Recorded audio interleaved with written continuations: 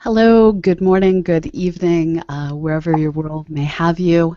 Welcome to the Google Lunar XPRIZE Team Hangout. This week we have the Hungarian team with us, and for those of you joining in the audience, we will be taking live questions. Just go to the Q&A app. It should be available wherever you are watching us. You may need to mouse over the window. This is one of those weeks that we get to introduce our audience to one of the cutest little rovers out there, in my opinion at least.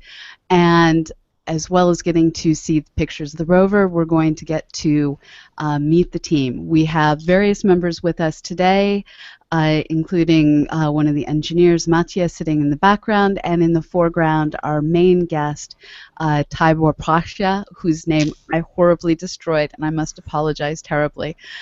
This is a language I'm truly stumbling through today. Could you please tell the audience how your name is actually pronounced and introduce us to your team? I will try to do my best. So my name is Tibor Pasha. So the second one was quite good. The first one, it's a little bit different.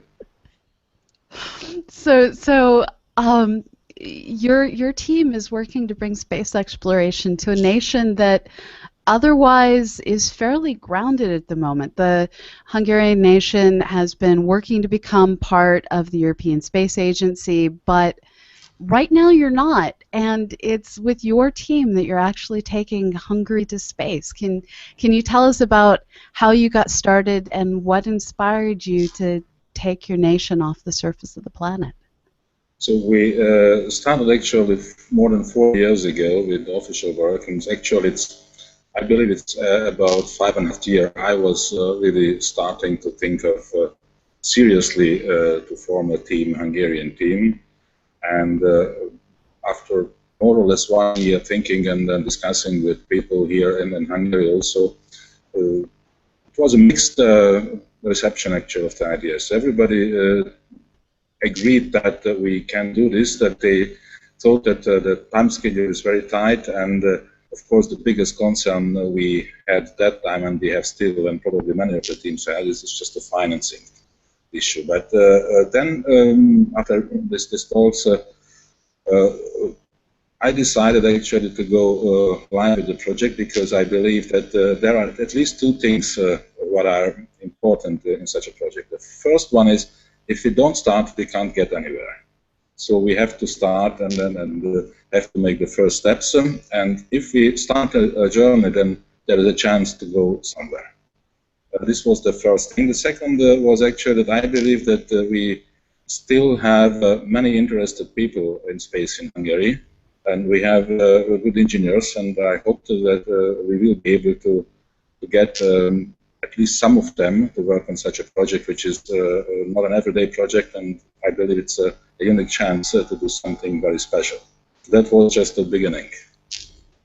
And we did choose a maybe not so common way, so we posted several on several mostly technical or scientifically oriented blogs telling the people we are looking for young guys, or mostly young guys, and it was just the beginning.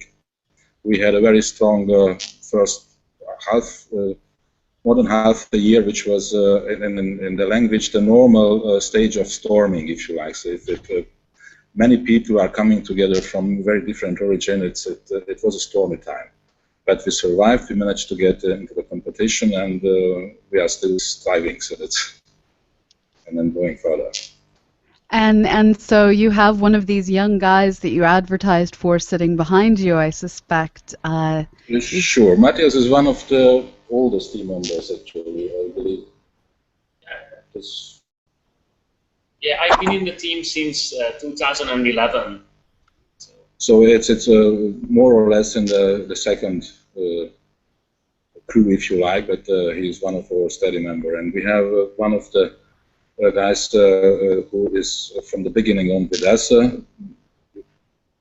somewhere here, let's just see, coming, it's Miklos, actually something like my deputy, if you like. So he's here and plays something on the computer, works also a little bit. So this is He's also actually somebody who is interested in, I believe he will not fight with me after the hangout. It's just to do something for space and do a lot of very interesting things. And I have to tell also that, as I mentioned, we are an almost all volunteer team. The only slight exception is Miklos, and he and myself. We are working full-time on this, using our batteries, if you like. So we are putting everything we have into this project right now. Your batteries and your reserve generator, it sounds like. Whatever, yeah, that's our finances, whatever. So that's. So what are some of the major accomplishments that you guys have so far put together? And I have some different images that I can bring up while we talk if you want. Sure. So I believe the first success for us was just to become an official team. So this was already for us a step, a pretty big step. We encountered quite strong skepticism also. So you can't do this. You are too small. Hungary is not able to finance this one. This is our, in the list. Let me put in that way. So maybe a third achievement I will mention. Let me come back to this in a second. So this was the first one, but this image is in Hawaii, on a big island. It's the Imiloa Astronomy Center, and this was our until now biggest and brightest field test. Not here in this nice environment with the flower, but a little bit higher on the Mauna Kea. It's still in the Imiloa Center, so but it's already going upwards, and I believe yes, if you go a little bit lower, that's one, yeah.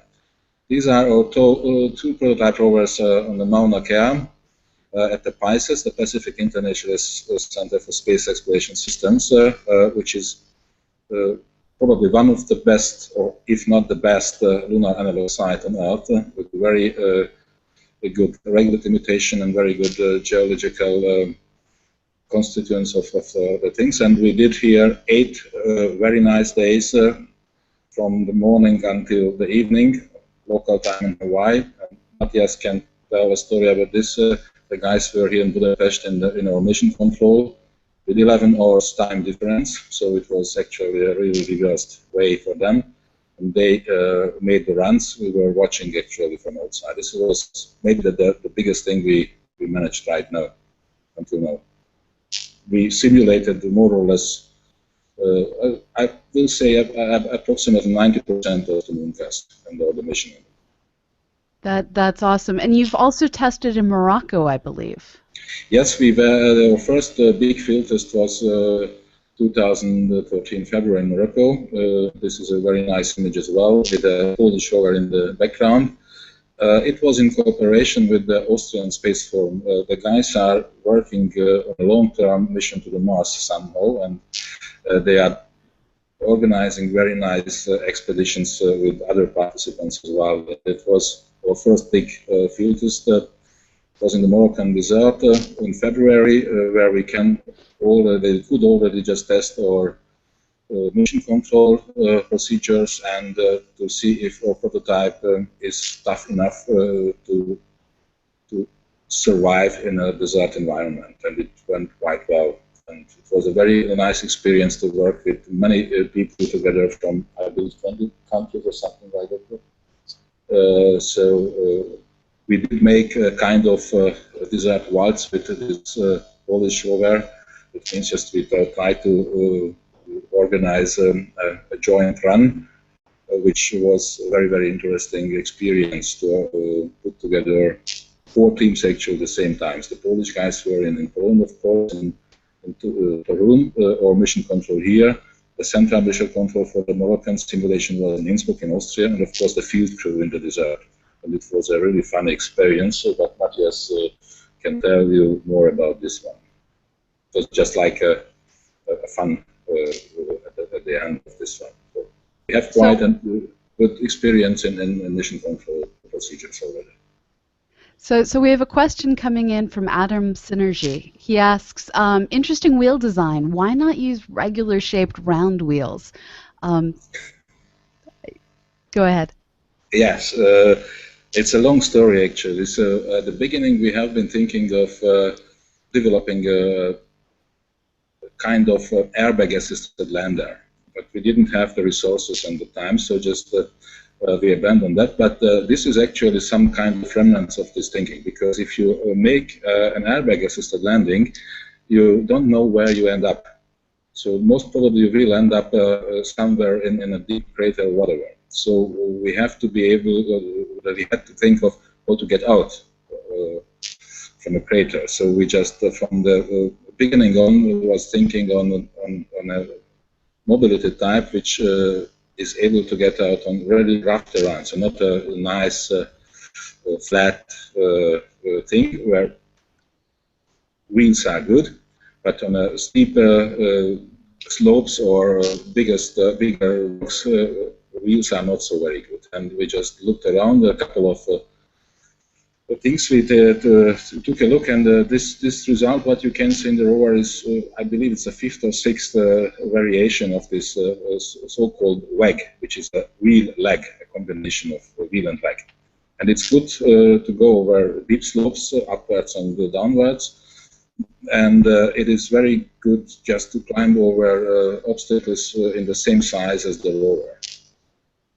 And it looks like with this particular design, you also are okay if you happen to flip over on your back.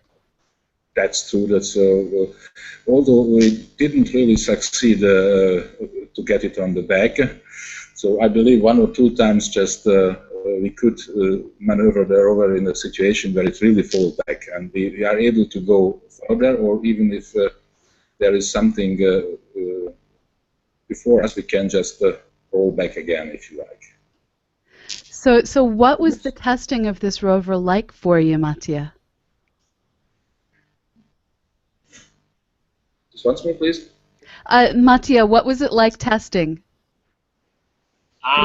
Actually, it was a really fun experiment. One of the biggest challenge is that you are really far away from the rover, and you can only rely on the pictures and the images of the camera.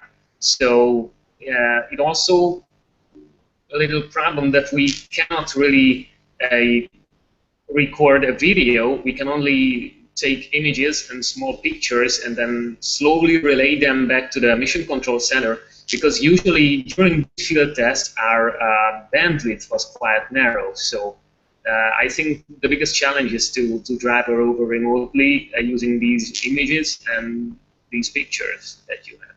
But it's really fun to do so. And Matthias is one of our best driver, if you like. So that's sometimes he's just driving really up to the possibilities of the rover, and it was also fun for us to see in Hawaii and Mauna Kea that Matthias was the driver. Then they went pretty brave and fast ahead, so his experience was really good. Sometimes it's dangerous. With your bandwidth issues, it sounds like you were being attacked by the Wi-Fi of Hawaii. Will you potentially actually have a better driving experience with your robot on the moon? No, it's actually also a good thing, because the bandwidth will not be so huge. So this is just a good experience for the mission control team to do this. And actually, in Hawaii, we had a very good bandwidth. We just restricted it artificially. Okay, that makes to a sense. slow one. So it's we had until the so-called mid-level astronomy center where we were based during the mission, and it's about 1 kilometer or something like that to go to the test valley. And there was a radio connection there, and we had a very strong local Wi-Fi to control the rover, but we again just restricted the bandwidth with software, so we could work actually on site. Miklos was there with me quite normally, but the guys here had to suffer. So I know it wasn't just you guys in Hawaii. Your team also had the pleasure of working with one of the Moonbots teams. What was it like getting to inspire these young minds? And can you tell us a little bit about the accomplishments of your Moonbots team? This was a funny thing actually. 2012, we advertise, of course, that Moonbots is running. We did it also the year before without any big success. But then in 2012, one of our team members came in and said, "Hey, I just met some very good Lego building guys." It was in a conference they built the Rosetta lander from Lego, and said maybe we can do something together with them and the educational part. And then I said, hey, that's a good time. Actually, it's they can go and sign up for the Moonbots 2012 if they want to do this. And Martin, our team member then, just said, okay, he takes on the role of the captain. You know, the Moonbots, you need a team captain who is over 18 or something like that, and so he took up on this challenge, went to the guys. They are from a small city in western Hungary, and they did a lot of work, put together everything. He introduced a little bit the GLXP, the moon, whatever you can do this, and the guys did a fantastic job, and they won the grand prize in 2012. So this was, I believe, a big success for them, and we have been very happy, of course, about this one. And the consequence of one of the consequences of this this event was just the grand prize for the young guys was just to have a visit also on Hawaii at Pisces. So this was just the start of a connection for us as well to the Pisces team, and then they said in Hawaii, hey, the young guys are here, why don't you come and make a real test here? So it was 2013, April or something like that, I believe, and we started to work out the details and decided to make a real good field test for us. So education and public outreach can bring up some side effects, if you like.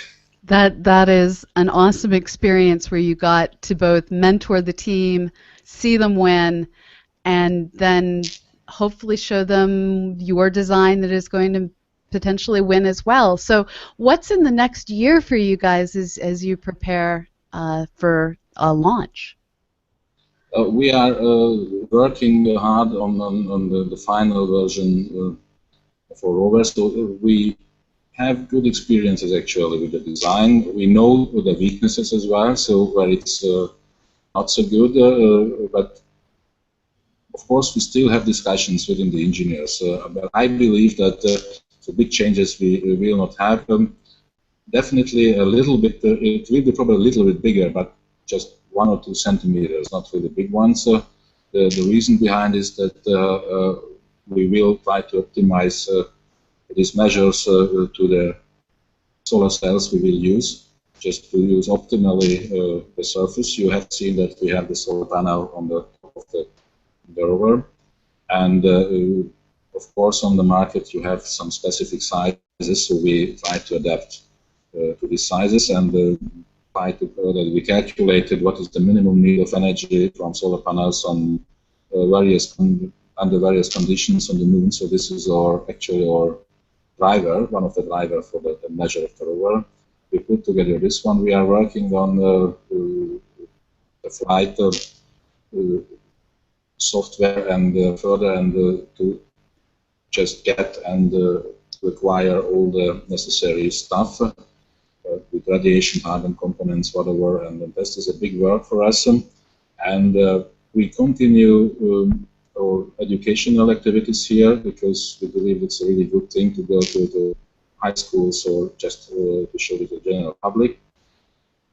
We are in negotiations, actually, 2 of our colleagues from GLXP to go with them ride-sharing scenario. This is also what we are working on, and most difficult thing is, I believe, for everybody is just to secure the finances, and this is the hardest job I ever had in my life. Yes. It's the financials is the part of space exploration that sadly is the most limiting. We have the ingenuity, we have the creativity, and today we have the technology, and it's just a matter of finding the right person, the right company, the right investor to take a risk on great ideas. Are you finding that your ability to inspire a nation that doesn't currently have a space program is helping you or being more of a hindrance right now? It's a funny situation. It's yes and no, I believe. So Hungary is not an official member, the full member of the European Space Agency right now, but it's a cooperating state since, I believe, 2003 or something like that. Mm-hmm. And actually, there is a quite rich history, space-related history, scientific point of view, and was just cooperation with the former Soviet Union Intercosmos program. Hungary was the 7th nation who sent a man into space, or Bertel and Farkas, 1980, the Intercosmos program. So there are some really nice achievements from the past. And even in the Rosetta lander, the landing software and some very important parts of the Rosetta delay is just planned and made in Hungary from the academic institutions. But it still is a little one. And of course, our financial possibilities in a little country, a small country like Hungary, are limited. And it's not easy to cope with that. And we have to explain to people why it is important to go to space. So we have to we have to find answers to these questions. Where is it that putting investment into space, into young people? We believe we have the good answers, but it's a very long way to convince the people that it's a good thing we are doing here. So it's a mixed thing. Hopefully, Hungary will be a full member of the ESA maybe by the end of the year. As far as we know, everything is prepared. It's just only a decision of the government. And this, we hope, will help us also just to generate even more excitement. That would be an excellent addition to the European Space Agency. And what I love is, through your education and public outreach, you're not just building the technology for the team of young engineers that you've hired, you're also building a space exploring future with all of the young people who are seeing, hey, this is something that we can do. Other than just working with the Moonbots team, what other sorts of EPO have you been engaged with? We have been in many places in Hungary, and even in Hawaii. We just try to give some information. So I don't know the numbers. I didn't count it really, but only this year we have been more than 20 times in secondary school or public events where we just give an introduction to the program, to our program, of course. We give infos and interesting things about space, about moon, the role of earlier Hungarian scientists. So we reached out probably up to almost 50 to 70,000 people already in various institutions. And we continue to do this because we believe it's a good thing. So if we can just inspire one young guy to take a decision and to go and study math, physics, engineering, whatever, then it's already a win for us. And we are working on that further on. And you're someone who probably remembers the Apollo landings. Were those part of your inspiration? Yeah. It was, sure. That's, I'm also the kind of Apollo kid, if you like. So I was watching, I was 9 years old, watching the landing at that time, and I was already just lost, if you like, to space and that age. So probably many of the people in Hungary and in Europe, many people knows the Space Battle Orion. It was a German sci-fi science fiction TV series. It started almost exactly the day as Star Trek started in the US, with 65, I believe. And it was just 7 parts, but it was a huge success, and it was also aired in Hungary. And as a kid, I was just watching that one. It's just a really great series. And this thing and the Apollo and all the other launches that time. So it was definitely a kind of predestination for me to go further this one. And I would be very happy to see something Hungarian on the moon. It's amazing to see how far things have come in terms of going from being a kid watching science fiction and being inspired by things going on countries away in the Soviet Union and in America to now being at the forefront of building the next generation of space explorers. Is this something that you could imagine in your 20s would ever be what you were doing later on? Not really. Of course, I was also dreaming, working on such stuff. I did some research on general relativity and cosmology in that time. I'm trained as a physicist, and it was always a kind of dream just to go further. So a little bit, let me put in that way, it was kind of joke. I believe I was 16 or 17, just to make a hyper space motor just inspired by Asimov novels. So I'm still working on that. It's top secret research. No, I'm kidding, of course, but it was something what I really wanted to do, and at that time I couldn't imagine that it will come this way. So it's really just a life which shapes very, very different life ways and possibilities. So Mattia, you're new to all of this. Did you imagine when you were starting college that right out of university you'd be working to get a small robot onto the moon? Well, actually not. I was starting my university in 2009, so not so long ago. But I was really happy to see such a project starting in the country, and when I knew about it, I think I immediately knew that I had to join this, and I had to do something just to get something done in this team. So, yeah, I'm really happy that Puli exists. It sounds. This is already for us just really a good thing. So that's, and hope we can go much farther. Yeah. It sounds like you're building an amazing dream for yourselves that you've constructed well enough that you never need to wake up. It's really awesome to watch, and I do have a soft spot for your particular little rover. It reminds me of some kids' toys that I've had in the past, just with the wheels that don't get stuck on carpeting. Not that the moon is carpeted, but it's a great design, and you guys are doing great things. If you could leave our audience with one thing to remember, what's that one thing that you'd want to leave them with?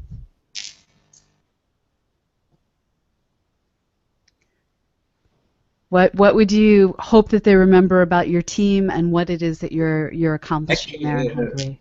It's always a tough question, of course. It's I say often I believe this is actually for me personally really the answer. So I would be very happy if we will get to the moon, and the Hungarian people will look at the moon very differently in the past. Just remembering us a little bit. That sounds awesome. And where can people find out more about what your team is up to and keep track of your accomplishments? Well, we have a website which is a little bit under construction right now, so it's more or less static, but you can find a lot of stuff. We have, of course, our Facebook, which we try to post bilingual, so in Hungarian and in English. We have, of course, a Google Plus site. We try to post. We have a Twitter account, which is at the moment mostly mimicking the Facebook, so it's not that good. And we try to give also information on the XPRIZE team blog site. There are very nice, I believe, articles, but the most fresh information you can get normally from Facebook right now. That sounds awesome. Facebook, Puli Space as we are. So everyone out there watching, go out and put a big old like on Puli, P-U-L-I, space on Facebook, and keep track of what this awesome team is doing.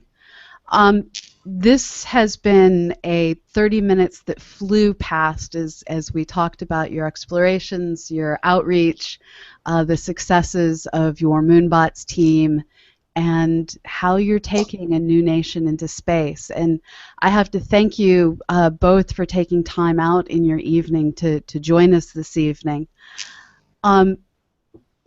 if you out there in the audience would like to be part of space exploration in your own way, it's a little bit too late to try and join the XPRIZE competition, but you can be part of Mapping the Moon at cosmoquest.org, and you can tune back in and learn more about additional Google Lunar XPRIZE teams every third Tuesday of the month. So I believe our next hangout will be on November 18th. We're still setting the time as we set the team, but stay tuned on social media and you can keep up to date with everything that's going on with all of the Google Lunar XPRIZE teams at GLXP on Twitter, and just look for Google Lunar XPRIZE, well, using Google. So thanks a lot, guys. This has been a wonderful half hour, and thank you everyone in the audience for tuning in. Thank you as well, and see you on the moon.